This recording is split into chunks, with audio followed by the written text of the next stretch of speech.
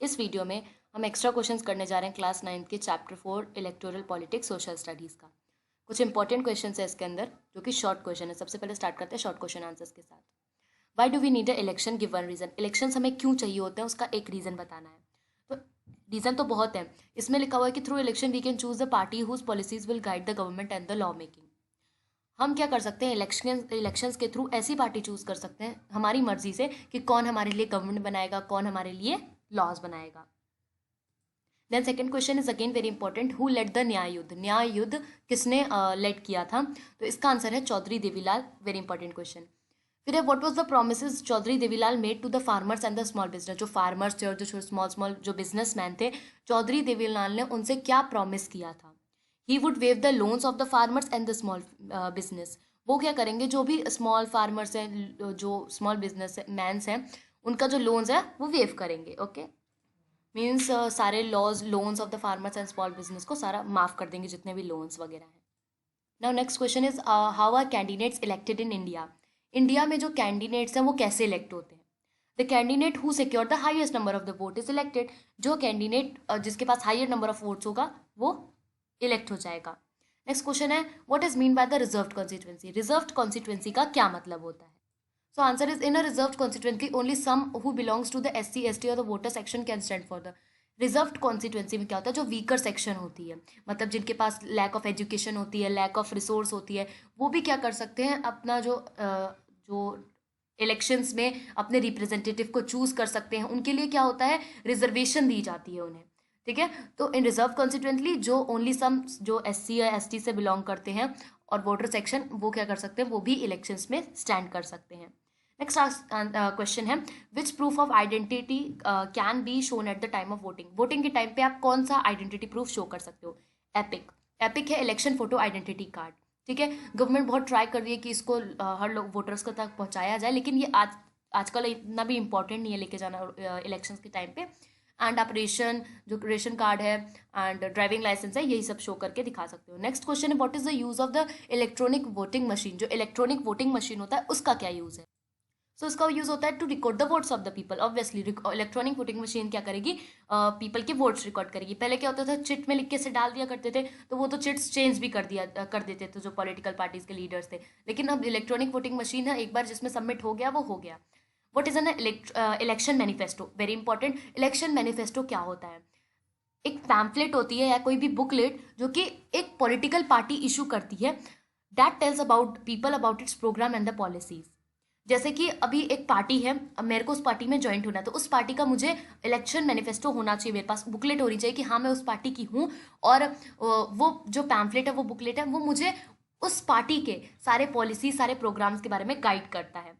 ठीक है, तो मेरे पास वो इलेक्शन मैनिफेस्टो होना चाहिए जो कि डिक्लेयर करेगा कि मैं हाँ उस पार्टी की हूँ और उस पर सब कुछ प्रोग्राम्स, पॉलिसी सब कुछ लिखी रहेगी। तो क्या हुआ, द पैम्फलेट और the booklet issued by a political party that tell about its programme and the policies.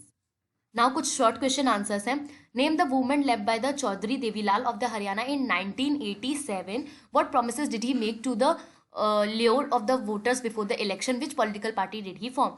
तो ऐसे मूवमेंट का नाम बताओ जो कि चौधरी देवीलाल ने हरियाणा में 1987 में लेड किया था, चलाया था। एंड उसने क्या क्या प्रोमिस किए थे वोटर्स से इलेक्शंस के पहले। हर जो पॉलिटिकल पार्टी है वो करती है, उन्होंने क्या किया था और उन्होंने कौन सी पॉलिटिकल पार्टी बनाई। The name of this movement, उनके मूवमेंट का नाम था न्याय युद्ध। एंड जो उन्होंने प्रोमिस किए थे कि वो क्या करेंगे, अभी हमने पढ़ा था कि the government would waive the loans of the, वो माफ कर देंगे जितने भी फार्मर्स और स्मॉल बिजनेस के लोन्स है। The name of the party that he form, और जो पार्टी उन्होंने बनाई थी, वेरी इंपॉर्टेंट 1 मार्क क्वेश्चन, जो उन्होंने पार्टी बनाई थी उसका नाम था Lokdal.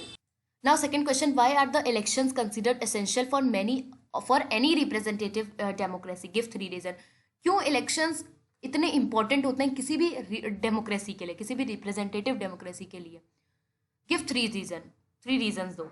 In an election, the voter are represented with many choices. They are free to choose their representative who will make the laws for them and change them if they wish to do so. Elections important इसलिए हो जाते हैं representative democracy में क्योंकि voter जो होते हैं वो वोटर्स रिप्रेजेंट करते हैं, बहुत सारे चॉइसेस होते हैं वोटर के पास। क्या क्या चॉइसेस होते हैं कि वो चूज करेंगे कि कौन उनके लिए लॉस बनाएगा और वो उनको चेंज भी कर सकते हैं। They can choose the one who will form the government and take the major, वो डिसाइड करेंगे कि कौन बड़े बड़े डिसीजंस लेगा। They can choose the party who will policies, किसकी पॉलिसीज गवर्नमेंट को गाइड करेंगी, मतलब आगे आने वाली गवर्नमेंट में जितनी भी पॉलिसीज होंगी वो किसकी होंगी। Are you in a favour of the universal adult franchise, क्या आप यूनिवर्सल एडेंट फ्रेंचाइज के फेवर में हो, अगर हाँ हो तो आपको अपना आंसर किसी मतलब अपने आंसर को सपोर्ट करना पड़ेगा। तो मैं लिखती हूँ yes I am favour of the universal adult franchise. Arguments ये हैं क्योंकि उससे क्या होता है, पॉलिटिकल इक्वालिटी मिल जाती है, ठीक है। It establishment a fair and a true democratic government. अब यहाँ पे क्या होता है कि बहुत देखो जो गवर्नमेंट आई है वो हाँ एक वो होती है, तसल्ली होती है कि हाँ वो पूरी फेयर एंड फ्री इलेक्शंस के थ्रू आई है, वो एक ट्रू डेमोक्रेटिक गवर्नमेंट है। It makes a responsible government, और वो एक रिस्पॉन्सिबल गवर्नमेंट भी हो जाती है, उसके ऊपर बहुत सारी रिस्पॉन्सिबिलिटीज होती हैं, और वो रिस्पॉन्सिबिलिटीज हाँ उसके अंदर होता भी कि मुझे ये सारी फुलफिल करनी है।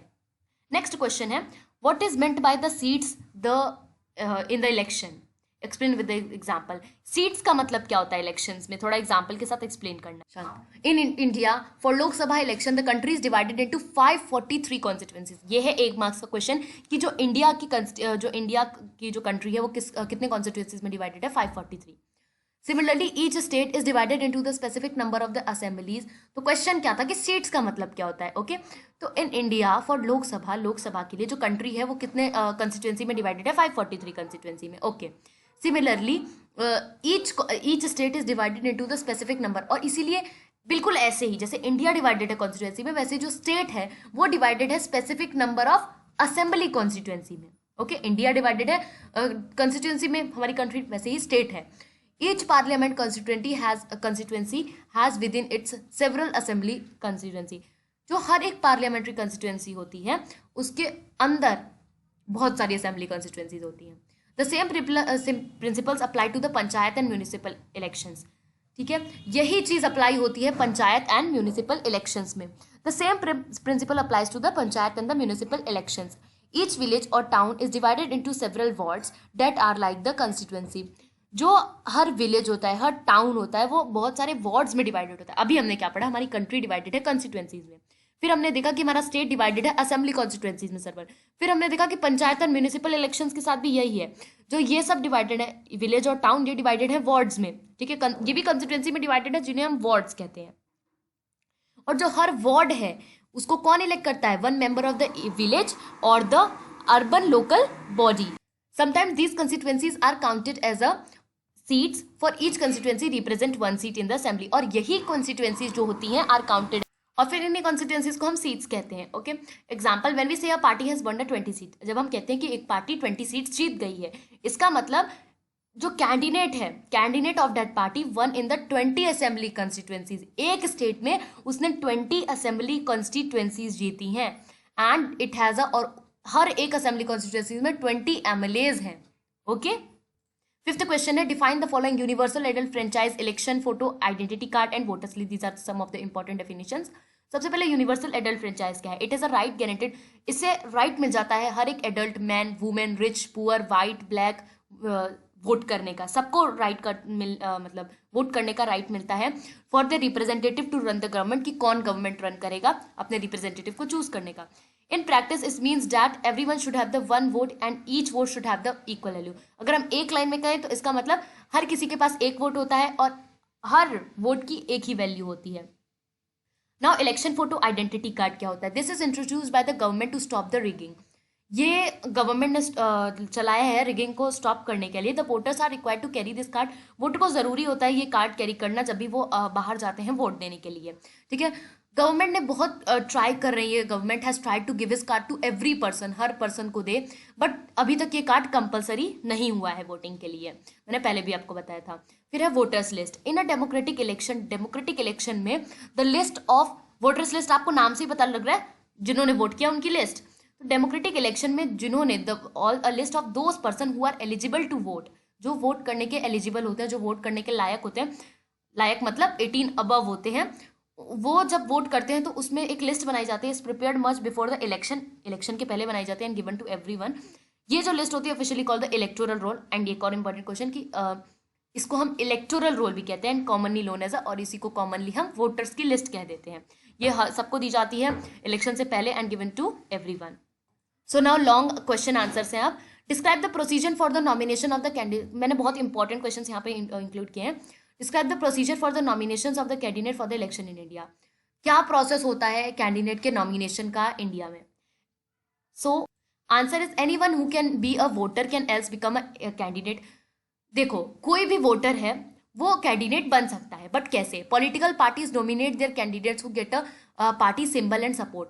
पॉलिटिकल पार्टी उसे ही उस कैंडिडेट को नॉमिनेट करती है जो पार्टी का सिंबल मिलता है, जिसको पार्टी का सपोर्ट मिलता है। Parties nomination is often called a parties ticket.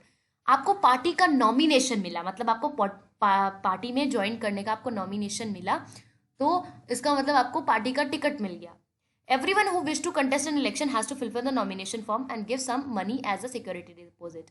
ठीक है, कोई भी वोटर ज्वाइन करना चाहता है तो वो कर सकता है। उसको नॉमिनेशन फॉर्म फिल करना पड़ेगा एंड उसको थोड़े से मनी डिपॉजिट करने पड़ेंगे as a security deposit. Recently, a new system of the declaration has been introduced on the direction from the Supreme Court। Supreme Court के डायरेक्शन पे एक नया सिस्टम आया है कि every candidate has to make a legal declaration. हर candidate को थोड़ा बहुत लीगल डिक्लेरेशन देना पड़ेगा, उसकी फुल डिटेल्स देनी पड़ेगी। अब क्या क्या डिटेल्स देनी पड़ेगी उसको, कि उसके खिलाफ कोई सीरियस क्रिमिनल केस तो पेंडिंग नहीं रह गया है। Details of the assets and liabilities of the candidate and his और हर फैमिलीज। जितने भी असेट बेसिकली होता क्या है? फायदा। लाइबिलिटी बेसिकली होता क्या है? नुकसान। जितना भी नुकसान फायदा सब कुछ कैंडिडेट का, उसकी फैमिली के, सब कुछ डिटेल देना है। एजुकेशन क्वालिफिकेशन देना है कैंडिडेट का। The information has to be made public, और ये इन्फॉर्मेशन पब्लिक होनी चाहिए, पर्सनली नहीं देनी चाहिए, सबको पता होनी चाहिए आपकी ये वाली information. This provides an opportunity to the voters to make the decision on the basis of the information provided by the candidate. And ये क्या करता है, फिर वोटर्स को अपॉर्चुनिटी दे देता है टू मेक देयर डिसीजन, ताकि फिर देखो, अब ये इस लाइन का मतलब है कि अब आपको सब कुछ पता है कैंडिडेट के बारे में, अब आप डिसीजन ले सकते हो इस इन्फॉर्मेशन के बेसिस पर। नेक्स्ट क्वेश्चन है, describe the rules and regulations regarding election campaigning in India. This is a very very very much important question कि क्या रूल्स एंड रेगुलेशंस है। देखो, या तो rules and regulation, election campaigning ही एक बहुत इंपॉर्टेंट टॉपिक है, इसके रूल्स एंड रेगुलेशन, इसका पर्पस सब कुछ पूछ सकता है। तो रूल्स एंड रेगुलेशंस क्या है इलेक्शन कैंपेनिंग के रिगार्डिंग? रूल्स ये हैं, नो पार्टी और candidate should do the following. ये जो चीज़ें लिखी हुई हैं ये कोई भी नहीं करेगा। Use government resources for camping, government के रिसोर्सेज का इस्तेमाल नहीं करना है। गवर्नमेंट की कार, गवर्नमेंट की व्हीकल्स, ये सब यूज नहीं करना है कैंपेनिंग के लिए, इलेक्शन के लिए। ठीक है। ब्राइब और थ्रेटन वोटर्स, वोटर्स को धमकी देना कि आप हमें वोट दो और या रिश्वत देना, ये सब नहीं चलेगा। Appeal to the voters in the name of the caste और रिलीजन, कास्ट और रिलीजन के बेसिस पे वोटर्स से अपील करना, no. Spend more than the prescribed amount more than 10 lakh in the assembly election, जो असेंबली इलेक्शन है उसमें 10 लाख से ज़्यादा अमाउंट स्पेंड करना ये भी नहीं अलाउड है।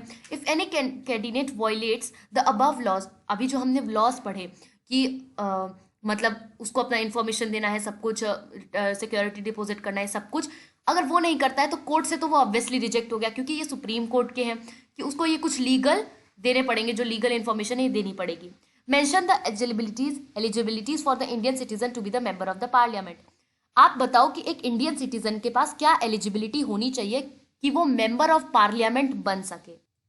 The constitution stipulates that only Indian citizen of not less than 25 years of the age are qualified to be the members of the Lok Sabha. इसको आप एक लाइन में लिख सकते हो कि जो 25 ईयर्स के एज के अबव ही आप लोकसभा में एंटर कर सकते हो या उसके मेंबर बन सकते हो। Similarly only Indian citizen of not less than the 30 years of the age में भी, 30 ईयर से भी जो है कम नहीं होना चाहिए एज में भी, मेंबर ऑफ द राज्यसभा, वो राज्यसभा का मेंबर बन सकता है। ठीक है। द पार्लियामेंट में प्रिस्क्राइब द एडिशनल क्वालिफिकेशन, कुछ एडिशनल क्वालिफिकेशन है आर्टिकल 84 के तहत कॉन्स्टिट्यूशन के हिसाब से, वो भी फुलफिल करनी है। द पार्लियामेंट में prescribe the additional qualification under the article 84। But a citizen is disqualified to become the member of the parliament. But अगर उसने ये जो ABCD पॉइंट्स है, अगर वो ये नहीं करता है तो वो क्या करता है, वो पार्लियामेंट में जो है मेंबर बनने के लायक नहीं है या डिसक्वालिफाइड है। इफ ही और she holds an office of the profit under the union of the state government. इस लाइन का तो मतलब समझ आ गया होगा कि अगर वो if or she holds an, वो ऑफिस को होल्ड करता है फॉर प्रॉफिट के लिए under the union of the state government, तो वो लायक नहीं, डिसक्वालिफाइड है। इफ ही और she is declare to be of unsound mind by a court, या तो वो अगर अनसाउंड है मतलब स्वस्थ नहीं है या फिर हेल्दी नहीं है, कोर्ट की तरफ से अगर अनसाउंड माइंड है तो वो डिसक्वालिफाइड हो जाएगा। इफ ही और शी इज अ बैंकरप्ट है तो इफ ही और she has lost his Indian citizenship, अगर उसने अपनी इंडियन सिटीजनशिप, मतलब वो इंडिया का है, ऐसी सिटीजनशिप हर बंदे के पास एक सिटीजनशिप होती है कि वो हाँ इंडिया का है, वो खो दी है तो नहीं है, थ्रू द वॉलेंट्री रिन्यूकेशन और थ्रू द एनी अदर, या फिर किसी भी अदर कारण की वजह से। And a class point, if he और she has an any criminal records, अगर उसके पास अगर कोई भी क्रिमिनल रिकॉर्ड है उसका, तो वो पार्लियामेंट में नहीं एंटर कर सकता है। ये सारी एलिजिबिलिटीज हैं जो कि होना, फॉलो होना बहुत ज़्यादा इंपॉर्टेंट है। ओके, एंड ये तो जो चीज़ें हैं ये नहीं होनी चाहिए। ओके, सो इस वीडियो में हमने कवर किए हैं very short question answers, short question answers and the long question answers which are the very important from the exam point of view through the chapters electoral politics class 9th। Thank you very much. ये video यहीं पे खत्म होती है, and I have also made the part 1 and part 2 videos of the MCQs which are also very important from this chapter only. Okay, so thank you very much, and the link is in the description, you can watch from there. Thank you very much.